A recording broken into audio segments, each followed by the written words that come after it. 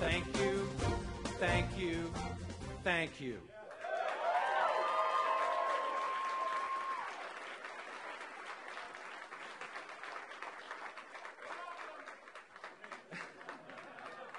It's my understanding that the eyes of the national media have descended upon our beloved Commonwealth of Kentucky tonight.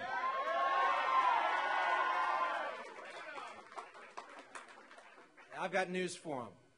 Both Jack Conway and Dan Mangiardo got more votes than Rand Paul tonight in the Commonwealth of Kentucky.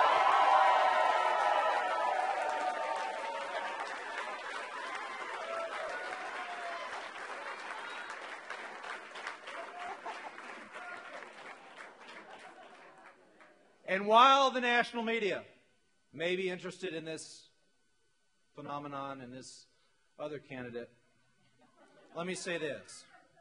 This race is not about me. And this race sure isn't about Rand Paul. This race is about you, the people of the Commonwealth of Kentucky. You're hurting right now. You're hurting right now. We have 11% unemployment. Families are being ripped apart. Parents are losing their jobs. Our young people are wondering whether or not they're going to be able to educate themselves. And there's a lot of frustration out there. There's a lot of anger. And there's a lot of passion. I'm running in part because I'm angry and frustrated. But Kentucky, and to the people of the nation, we have a fundamental decision to make in this most important of U.S. Senate races. Are we going to use that passion to heat the building? Or are we going to use that passion to burn it down? Are we as a people going to be constructive with our highest ideas? Or are we going to let this passion take us to destruction? If you share with me the dream of a campaign and a future for Kentucky that chooses hope over fear, I ask you tonight, go to jackconway.org. Join our volunteers. We just got through with the primary. Donate. Kickstart us, because we are going to beat Rand Paul in the fall, and we're going to take back Wendell Ford's Senate seat.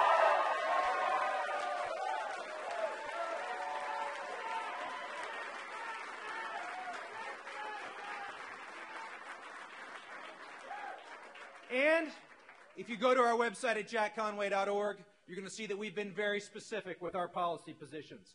We've proposed a hometown tax credit that experts say will create 750,000 jobs across the country. We've put forth a program to get our small and community banks lending once again to small and medium-sized businesses, which are the engines of job growth in our great country. We're getting behind financial reform, common sense, robust financial reform that says never again will we bail out Wall Street the way that we've done here recently. And you will find out on our website that I stand for fiscal responsibility, and I'm a fiscally responsible Democrat, ladies and gentlemen. Yes, I'm a fiscally responsible Democrat. I want a government that we can afford. But tonight, to Kentucky and to America, I say this to you. I know that we cannot afford Rand Paul.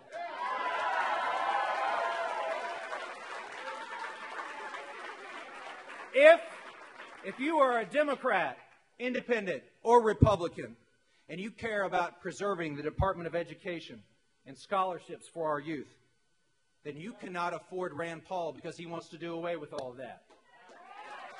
If you are a Democrat, Independent, or Republican in our great Commonwealth of Kentucky, and you care about the Americans with Disabilities Act, then you cannot afford Rand Paul, because he wants to do away with that.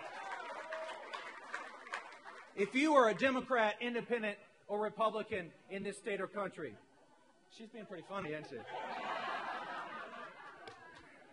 get a glimpse of my home life. But back to seriousness, folks. If you're a Democrat, or hear me on this though, if you're a Democrat, Independent, or Republican who cares about the Civil Rights Act, then you cannot afford Rand Paul, because he doesn't think it has a place in our society. If If you are a farmer in our beloved Commonwealth of Kentucky, then you cannot afford Rand Paul because he thinks that we need to do away with agricultural programs. And if you finally want these bridges built from Jefferson County to southern Indiana and in northern Kentucky and all over our great Commonwealth, bridges literally and bridges figuratively, then we cannot afford Rand Paul because he will not build them, ladies and gentlemen.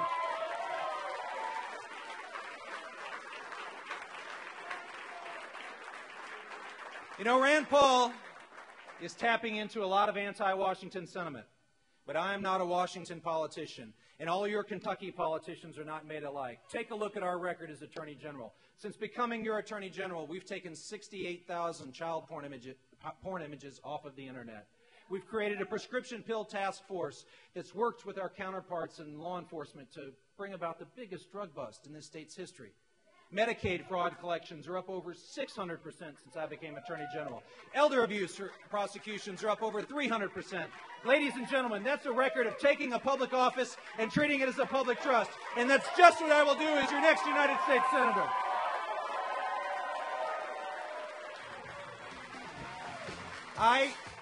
Don't start that music yet. I've got to preach on for a minute.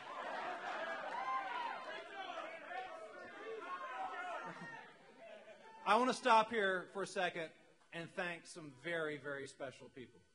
It all starts with my beautiful wife, Elizabeth, and our daughter, Eva, who will be 10 months old. I want to thank my wonderful parents, Tom and Barbara Conway, my brother, Matt, my sisters, Kelly and Megan, and their families.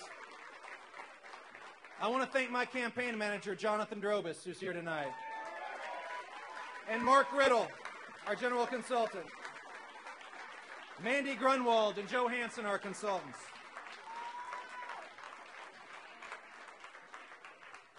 I want to take a moment to say to Trey Grayson, you're a good and decent public servant, and I hope you stay in the game, and I think the world of you.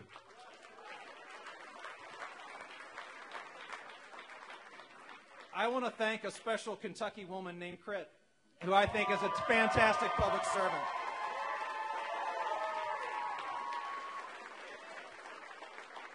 I want to thank John Yarmouth and Jerry Abramson and Ben Chandler and Greg Stumbo, who were there with us from the get-go 14 months ago when we announced our candidacy.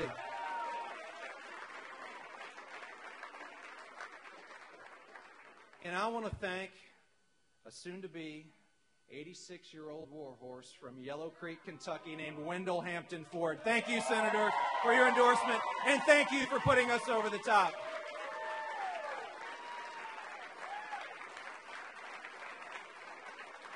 I just got off the phone with Senator Ford, and he said to tell all of you he's ready for the fall. And he said, at soon-to-be age 86, he may not be up for 24/7, but he's sure down with 24/6.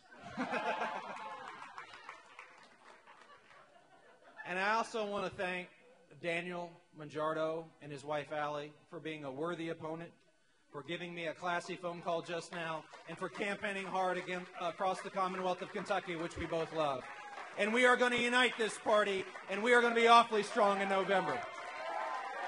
Because folks,